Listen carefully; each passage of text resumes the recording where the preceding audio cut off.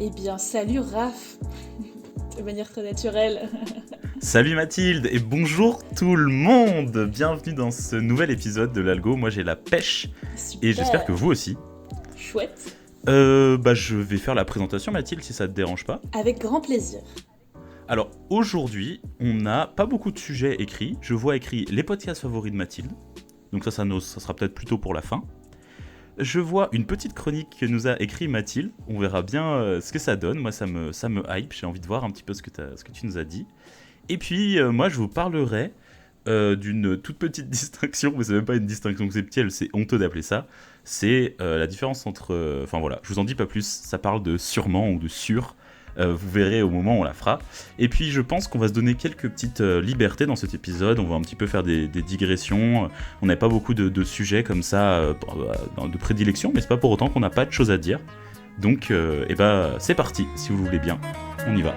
Autrefois quand j'étais marmot, j'avais la phobie des gros mots. Et si je pensais merde tout bas, je ne le disais pas. Mais aujourd'hui que mon gagne-pain, c'est de parler comme un turlupin. Je ne pense plus merde par vie, mais je Yes, le I. dis, Et mais bah je du coup, le je te dis, propose de mais je commencer le par ce que dis. j'ai appelé chronique. Mais, alors pour te donner un peu de contexte et pour vous donner un peu de contexte à ceux qui nous écoutent, hier, en fait, je me suis demandé de quoi on pourrait parler. Je suis allée voir un peu dans mes notes parce que j'ai toujours un tas de notes de choses que dont j'aimerais parler, de sujets que j'aimerais aborder.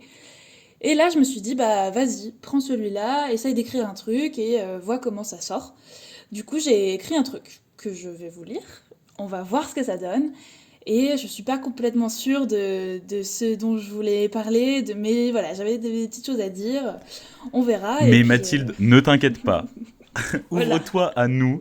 Nous sommes dans un safe space, ok. On n'est pas là pour juger. Surtout, c'est une chronique. Donc, une chronique, on sait très bien que c'est une adresse particulière, c'est de l'écrit.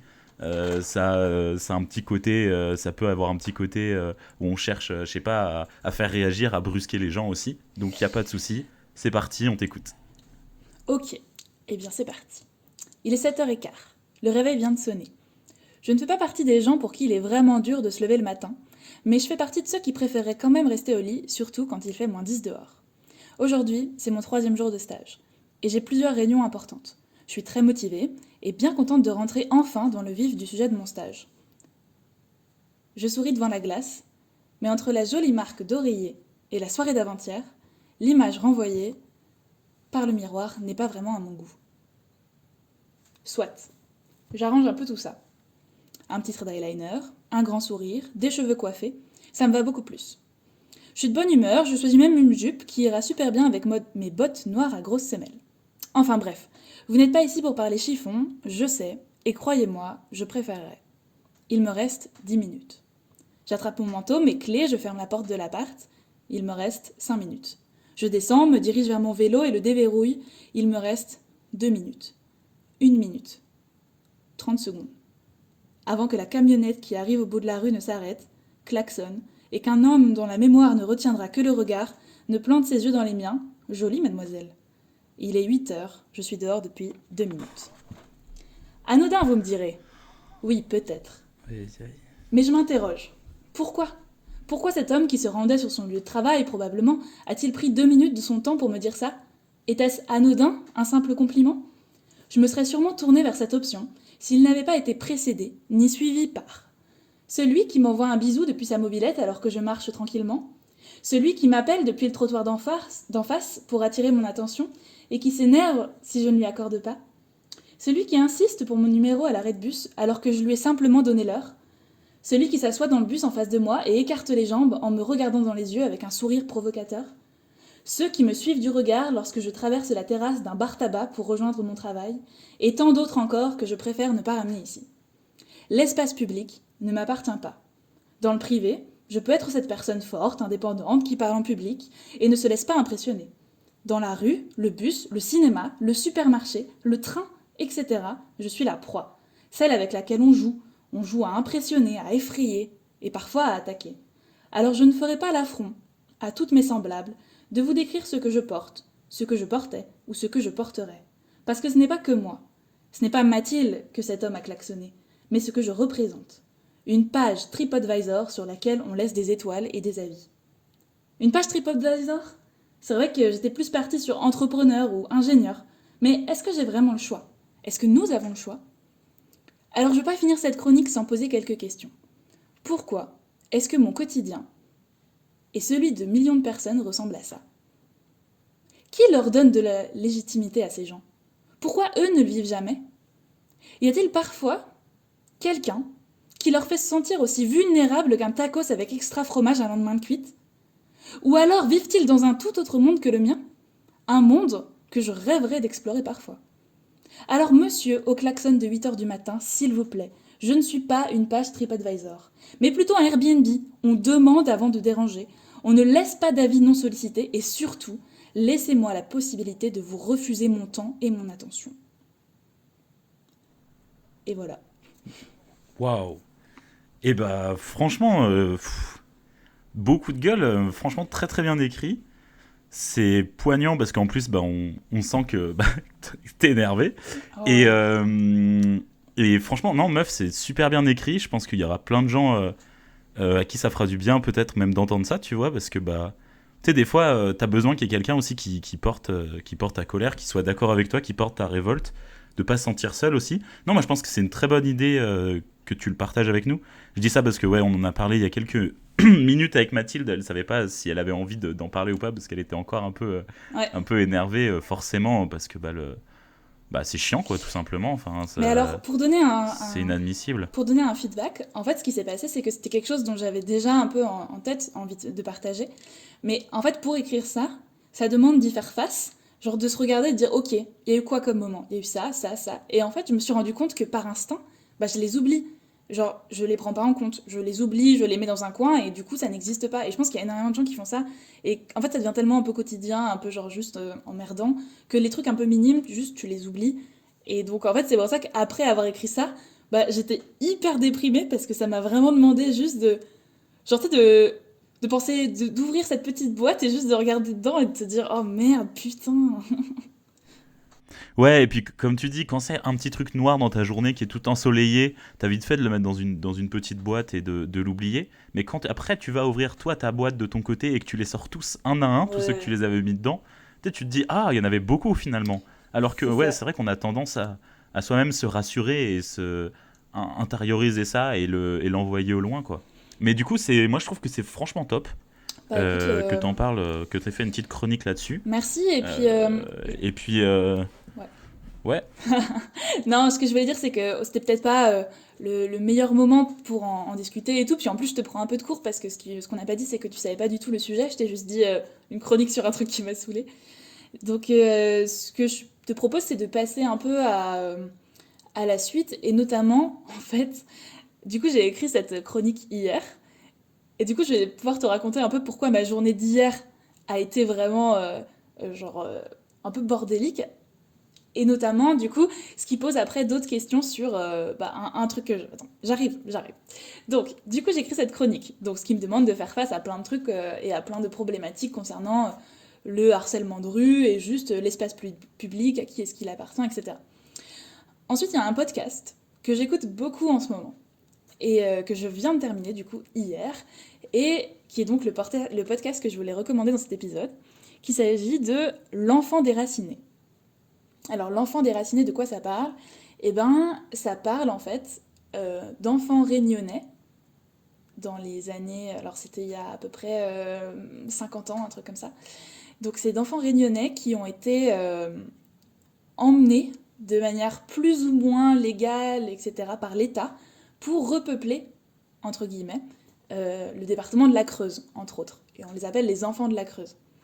Et du coup, en fait, il y a toute une affaire dont on n'a pas énormément entendu parler, où l'État avait une politique, en fait, d'aller chercher de la main-d'œuvre et des enfants à La Réunion pour les amener en métropole et pour repeupler certains départements, notamment la Creuse, et c'est pour ça, du coup, qu'on les appelle comme ça. Mais voilà, du coup, je sais pas si tu avais déjà entendu parler de cette histoire. Ouais, d'histoires similaires, en fait, c'est des choses qui sont arrivées assez fréquemment, malheureusement, dans l'histoire, hein, qu'on aille voler des gosses comme ça, surtout dans nos dom-toms, hein, ça on a su faire. C'est clair, et puis là, du coup, c'est assez récent, et du coup, en fait, dans ce podcast, c'est assez intéressant parce que tu suis une dame, du coup qui a 47 ans, qui retrouve un peu la trace et il y a une journaliste qui va la suivre. Et puis en plus, le format podcast est hyper adapté parce que c'est beaucoup plus intimiste et donc tu as un peu tous les bruits du quotidien, les bruits. Elle va en réunion, enfin elle va à la réunion, du coup tu entends un peu, t'es vraiment transporté quoi. Et tu suis l'histoire de cette dame et à travers différentes problématiques. Alors par exemple, la problématique de comment retrouver la trace, la problématique de comment renouer le lien avec la famille que tu as pas vue depuis tes 2 ans et demi, parce que là, elle a été emmenée à 2 ans et demi. Et puis, voilà, du coup, c'était... Et puis en plus, en fait, bah, pour spoiler un peu, mais en gros, à la base, on avait promis aux familles que les enfants reviendraient tous les étés et qu'à à leur majorité, ils reviendraient. Bon, évidemment, ça n'a pas été le cas.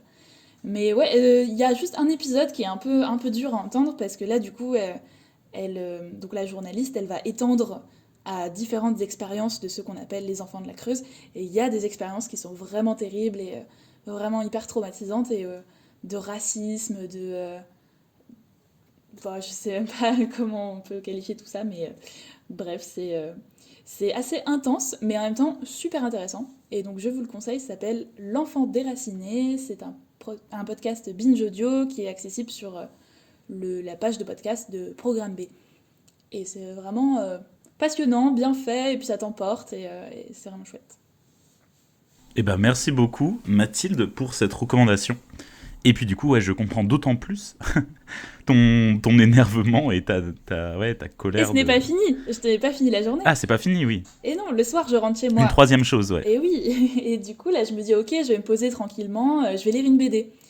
La dernière BD qui était sur ma pile à lire, c'est la BD de Jancovici qui s'appelle Le Monde sans fin, qui est une BD qui va aborder certaines thématiques écologiques. Euh, je- Jancovici, je crois que tu le connais beaucoup mieux que moi, mais c'est celui qui a mis en place la technique du bilan carbone, entre autres. Et du coup, c'est passionnant aussi comme bande dessinée, et je pense qu'on aura l'occasion peut-être d'en reparler plus en détail, mais c'est aussi une bande dessinée qui te met un peu face à un tas de trucs que tu n'avais pas forcément vu, que tu n'avais pas forcément voulu voir, et qui te remet vraiment à ta condition de petit humain un peu impuissant, et que tu vois, et tu te dis, ok, qu'est-ce que je peux faire face à tout ça? Et donc voilà, j'ai passé une belle journée hier, Face au, comme tu peux le ouais, constater. Et du coup, je trouve que face ça au pose un peu... monstre du capitalisme. Ouais, je pense que ça pose un peu cette question aussi des fois de quand on se sent submergé face à tous les problèmes sociaux et environnementaux. Alors moi, c'est arrivé tout sur une journée où j'en ai pris plein dans la tête, mais c'est quelque chose qu'on peut ressentir. Je sais pas si toi, des fois, tu le ressens, ce côté où tu te rends compte qu'il y a énormément de problèmes et t'es là genre, waouh, ok, bah moi, qu'est-ce que je peux faire? Est-ce que j'ai vraiment un impact et où est-ce que ça va, quoi? Hmm. Bah, ça m'arrive parfois, c'est sûr, et en plus, je pense que c'est normal que ça arrive, notamment du fait que généralement, tu les remarques pas au quotidien, ou t'es en train de faire autre chose, ou t'es dans un bon mood, dans un bon élan, et tu vas avoir tendance à les mettre de côté, comme on disait tout à l'heure. Mais c'est vrai que quand il y en a un qui t'arrête vraiment, t'as une sorte de prise de recul qui commence à arriver, ou alors tu sais, une espèce d'emballement à cause de ton énervement ou de ton indignation, etc. Et moi, Ouais, j'ai tendance un petit peu à faire comme dans la chanson d'Orelsan, Suicide Social, où en fait, il accumule d'un seul coup enfin il y a toute sa haine qui ressort ouais, de plein de trucs qui se sont passés moi ça m'arrive surtout le soir en fait, si j'ai passé une mauvaise journée, que je m'en suis pas rendu compte parce que bah dans la journée il fallait que je fasse mes trucs, il fallait que je rende mon boulot, il fallait que j'aille aider telle personne, et à la fin de la journée je me recentre un peu sur moi-même.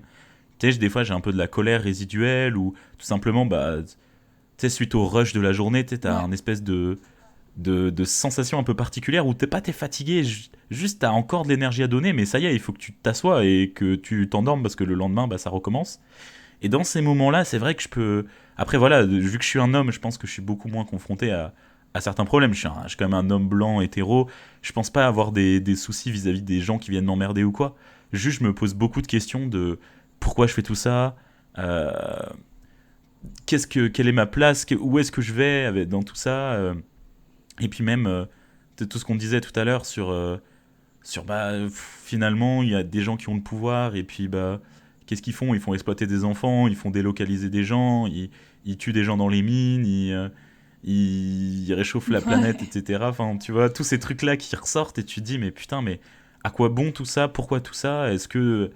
Est-ce qu'au fond de nous, tout ce qu'on veut pas juste, c'est exister et est-ce qu'on n'est pas prêt à mettre un peu de confort de côté juste pour que, bah, j'ai envie de dire des fois même avoir la conscience tranquille, hein. Moi, je suis prêt à renoncer à plein de choses pour avoir la conscience tranquille, je pense. Parce que bon, bah, Ouais, ouais. avoir de la bouffe fastoche, etc., bah, c'est cool. Avoir du job, de l'argent, pouvoir aller skier, trop bien. Mais est-ce que ça vaut vraiment tout ça, quoi, comme sacrifice? C'est Donc, clair. ouais, ça m'arrive aussi ce genre de destruction mentale, un peu de ah, vas-y, j'envoie tout chier et tout. Après, Après, heureusement, Dieu a inventé le divertissement et la drogue, quoi. sinon, il y a un autre truc que j'utilise d'habitude plutôt, enfin, une autre pensée ou un autre petit tips que j'essaye de mettre en place, c'est de me dire que, ok, bah, je changerai peut-être pas le monde à l'échelle mondiale, même sûrement pas, probablement pas à l'échelle nationale, probablement encore pas non plus à l'échelle régionale, tu vois. Mais après, finalement, est-ce qu'on pourrait pas quand même mettre en place des petites initiatives, faire des petites choses? Et c'est un peu ce que nous, on essaye de faire à travers ce podcast, finalement, tu vois. C'est essayer de Exactement, partager des idées, exactement.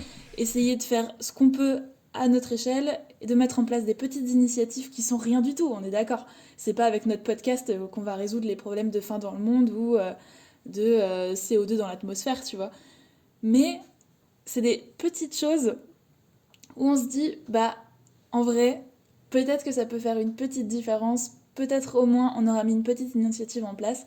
Et moi, c'est quelque chose pour lequel, enfin, du coup, ça me donne un peu espoir pour le futur, tu vois. Et je me dis, plus je vais développer des compétences, plus je vais un peu grandir et avoir de plus en plus bah, de pouvoir, entre guillemets, tu vois. Et ben, plus je vais pouvoir mettre en place des petites initiatives locales et faire des trucs qui changent le monde à petite échelle. Et je me dis, plus on sera à le faire, bah finalement plus ça peut faire la diff finalement. Enfin, je sais pas Ah, trop, mais mais carrément, moi, je suis tout à fait d'accord avec toi. Parce que déjà, on a 22 ans, donc c'est normal qu'on n'ait pas accompli 15 milliards de trucs dans nos vies. Heureusement que tous les gosses de 22 ans n'arrivent pas à avoir un impact au niveau national, sinon t'imagines aussi le bordel dans l'autre sens, ouais, quoi. Je veux dire, ça serait pas c'est possible. clair. Deuxièmement, je pense qu'on a eu des impacts. Tu vois, là, quand tu disais ça, je pensais à des projets qu'on a menés ensemble. La campagne anti-harcèlement au sein de l'AE, là, de Ouais, l'association des étudiants, donc de notre école. Avec Mathilde, pour ceux qui ne le savent pas, on a mené une campagne anti-harcèlement, on a réfléchi à comment toucher les gens, faire des posts, on a mis des mesures en place. Moi, j'ai participé à des conseils de discipline pour virer certaines personnes. On a vraiment fait beaucoup de choses, quoi. De la prévention, de l'action, de la sensibilisation. On a mis des numéros, on a fait ce qu'on a pu, je pense. Et on a donné un maximum. Et aujourd'hui, je pense que se ressent. Et tu vois, je pense que c'est ce qu'on dit, c'est la somme des petites choses qui font les grandes choses. Et alors, ça, faut pas le dire, bien sûr. Jean Covici serait pas trop d'accord, hein, et ouais, Thomas Wagner non plus. Enfin, tous ces influenceurs qu'on suit sur LinkedIn aussi sont d'accord pour dire que faut pas non plus invisibiliser le fait que clairement bah pas. oui, oui, c'est en faisant des petites choses qu'on va changer le monde. Non, il faut remettre aussi profondément en question nos modes de vie et notre manière d'exister sur cette planète.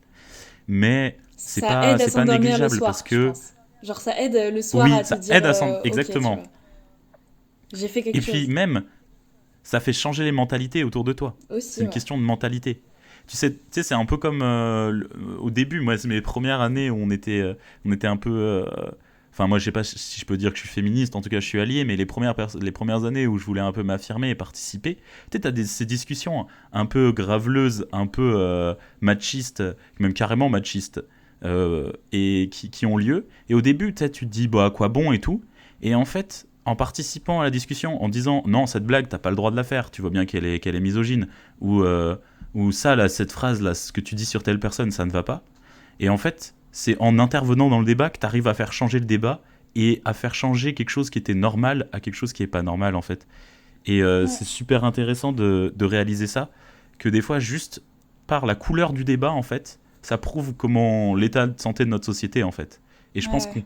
peut-être qu'on n'aura pas d'influence sur des actions hyper grandes, mais on peut avoir une influence sur cette couleur du débat, en tout cas, je pense. Non, c'est vrai. Et je trouve que c'est une belle conclusion de se dire que bah, finalement on peut faire des choses à notre échelle qui sont clairement pas suffisantes mais qui peuvent nous permettre parfois de surmonter une journée où vraiment tout est venu s'empiler d'un seul coup comme ça. Et du coup, je te propose de finir ce podcast sur quelque chose de beaucoup plus léger. Parce que oui, du coup, ce que je voulais dire aussi, c'est que tous les sujets dont on vient d'aborder là, qu'on vient d'aborder là, on les a abordés aujourd'hui avec une thématique très qu'est-ce qu'on peut faire quand on est submergé par tous ces problèmes. Mais on reviendra bien sûr en détail, surtout si ça vous intéresse. Et nous, en tout cas, c'est des sujets qui nous intéressent, donc peut-être qu'on en refera quelques débats, quelques émissions, etc. Mais ouais, là, du coup, peut-être qu'on peut finir avec quelque chose d'un peu plus léger, d'un peu plus fun et d'un peu plus utile dans l'immédiat, j'allais dire. Je sais pas. Alors non, c'est pas très utile malheureusement Mathilde ce que j'ai à nous proposer Mince. aujourd'hui, mais c'est un petit combat quand même, ça reste dans le combat, Ok. mais ça reste très drôle, vous allez voir. Euh, et oui, parce que depuis que je suis petit, il y a des choses qui m'énervent. Il y a des choses qui m'énervent, mais c'est pas grave, parce que je suis un petit peu un chieur de la langue française, il y a plein de trucs qui m'intéressent, je suis passionné d'étymologie, il y a plein de trucs qui m'excitent, qui m'éveillent là-dedans, j'ai envie de comprendre, j'ai envie de savoir pourquoi. Bon, c'est pas le fait qu'en quatrième, je croyais que c'était, on disait une tradégie, pardon. Oh là, je me suis trompé, c'est nul. Je croyais qu'on disait une tradégie, donc, et j'ai appris en quatrième seulement qu'on disait une tragédie quand j'ai fait le théâtre en français dans le programme scolaire. Grande, grande chute pour Raphaël. Mais non, c'est pas ça que je vais vous parler aujourd'hui. C'est d'un mot qui est, je pense, qui peut porter à confusion déjà tous les étrangers. Et puis même moi il m'énerve ce mot. C'est le mot sûrement. Est-ce que tu le vois venir ou pas, Mathilde, du tout? Pourquoi il m'énerve le mot sûrement? Eh bien, tu vas rire, mais ma sœur a fait la question que tu vas poser hier. Vraiment, elle Ah, m'a posé cette question hier. Comme quoi, hein, tout est lié dans l'univers. tout est lié, tout est lié. Moi, ça Vas-y, fait dis-moi. plusieurs années. Ouais, ça fait plusieurs années que je suis en guerre contre ce sûrement et dès que je croise les gens, je leur explique que ça va pas du tout. En français, on a des règles, on a des mots. Par exemple, on a sûr, on a le mot sûr qui veut dire qu'on est certain, qu'on est sûr à 100%, quoi. C'est sûr. Quand on ne le dit pas, c'est que c'est pas sûr, et quand on précise que c'est sûr, c'est que c'est sûr. Et on a aussi ce qu'on appelle des adverbes, qui sont des formes qu'on crée à partir d'un mot, en fait, tout simplement. Comme par exemple, il est intelligent, donc il a fait une chose intelligemment, de manière intelligente. Donc quelque chose qui est sûr, si je mets l'adverbe sûrement, alors ça devrait dire que c'est sûr. Pas du tout. En On se effet. fout de notre gueule. Quand on veut préciser que quelque chose n'est pas sûr, on utilise l'adverbe sûrement. Je serai sûrement là. Et moi, ça me révolte. Moi, ça me révolte. C'est pareil pour certains. Quelque chose de certain, si on le précise, ouais, j'en suis certain. Mais si quelqu'un commence sa phrase par certainement, alors on comprend qu'il n'est pas du tout certain. Et ça, voilà, ça m'énerve. Ça m'énerve comme le fait que j'ai dit tradégie toute ma vie. Enfin, jusqu'en quatrième du moins. Voilà, c'est des petits trucs de la langue française. Alors, c'est pas une distinction Et est-ce conceptuelle, que hein, c'est t'as, pas de la philo. est-ce que t'as une C'est juste, explication? voilà. Est-ce qu'il y a une explication à ça, une explication étymologique ou pas du tout? C'est juste, c'est comme ça que Ah, j'ai c'est. jamais trop allé creuser rationnellement.